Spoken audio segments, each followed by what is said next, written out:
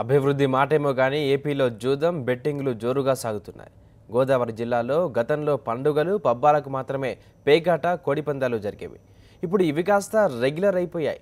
అధికార పార్టీ నేతల ఆశీస్సులు, పోలీసుల అండదండలతో పేకాట క్లబ్బులు యథేచ్ఛగా కొనసాగుతూ ఉన్నాయి. అడపాదడపా దాడులు జరిగినా తూతూ మంత్రంగానే ముగిసిపోవడంతో నిర్వాహకులు నిర్భయంగా వాటిని కొనసాగిస్తున్నారు. తూర్పు గోదావరి జిల్లాలో పలు చోట్ల పేకాట క్లబ్బులు అనధికారికంగా కొనసాగుతున్నాయి. సరదా కోసం ఆటలు, ఇతర వినోదపరమైన కార్యక్రమాల కోసం అనుమతులు తీసుకున్నా అవి కాస్త పేకాట కేంద్రాలుగా చెలామణి అయిపోతున్నాయి. రాజమండ్రి, కాకినాడ నగరాల్లో ఒకప్పుడు క్లబ్బుల్లో జూదం విస్తృతంగా నడిచేది. కొద్దిమంది పోలీసు అధికారులు కఠిన చర్యలు తీసుకోవడంతో చాలా వరకు జూదం, బెట్టింగు కనుమరుగైపోయాయి. అయితే పేకాట, ఇతర అసాంఘిక కార్యక్రమాలు నిర్వహించే వారికి ప్రజాప్రతినిధులు, రాజకీయ నాయకులు వెన్నుదన్నుగా ఉండడంతో మళ్లీ క్లబ్బుల్లో జూదం యథేచ్ఛగా నిర్వహిస్తున్నారు.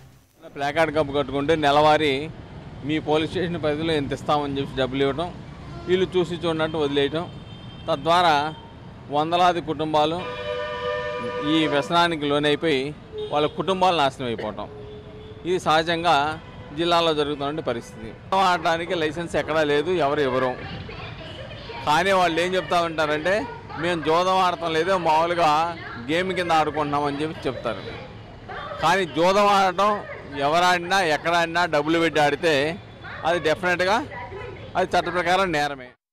జిల్లాల్లో చాలా ప్రాంతాల్లో పండుగలు, జాతరల వంటి సమయాల్లో విస్తృతంగా పేకాట, గుండాట, కోడిపందాలు, బెట్టింగులు, ఇతర జూదాలు నిర్వహిస్తారు. పండుగ రోజుల్లో చూసి చూడనట్టు వదిలేసే పోలీసులు తరువాత కాలంలో మామూళ్లకు అలవాటు పడి పట్టించుకోవడం లేదన్న విమర్శలున్నాయి. మెట్రో నగరాల్లో జరిగే పందాలను రాజమండ్రిలో రేస్ క్లబ్లో లైవ్లో కూడా ప్రదర్శిస్తారు. వీటిపై పందాలు కాసేందుకు రోజు వందల సంఖ్యలో జనం వస్తుంటారు.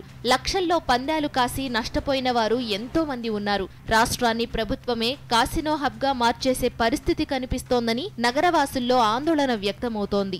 కాసినో సంస్కృతిని వ్యాపింపజేయాలి అనేటటువంటి ప్రయత్నంలో ఉన్నట్టు తోస్తుంది.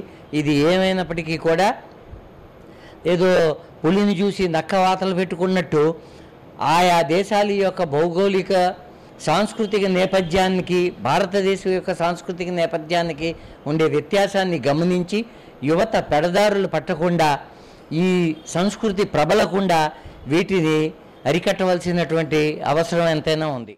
రాజమండ్రి, కాకినాడ నగరాలతో పాటు అనపత్తి, కోనసీమలో అమలాపురం, రాజోలులో కూడా కొందరు బడాబాబుల అండదండలతో అనధికార పేకాట అడ్డాలు కొనసాగుతున్నాయి.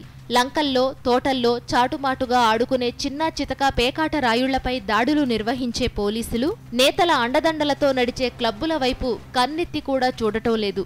దీంతో పేద, మధ్యతరగతి వర్గాలు వీటికి అలవాటు పడి సర్వం కోల్పోతున్నారు. హరీష్, సాక్షి న్యూస్, రాజమండ్రి.